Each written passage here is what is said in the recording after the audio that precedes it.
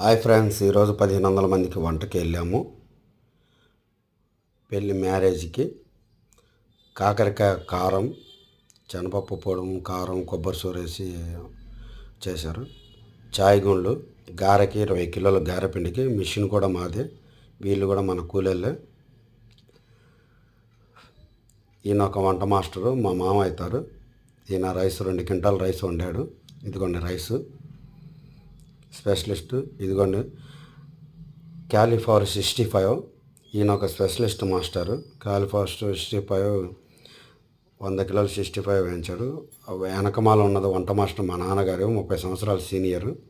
ఇదిగోండి 1500 మందికి టమోటా పప్పు. ఇది మునక్కాయ టమాటా జీడిపప్పు పచ్చిపప్పు గ్రేవీ చేసాము, సూపర్గా ఉంటుంది. పలావులు 2 పలావులు, బాస్మతి పలావులు.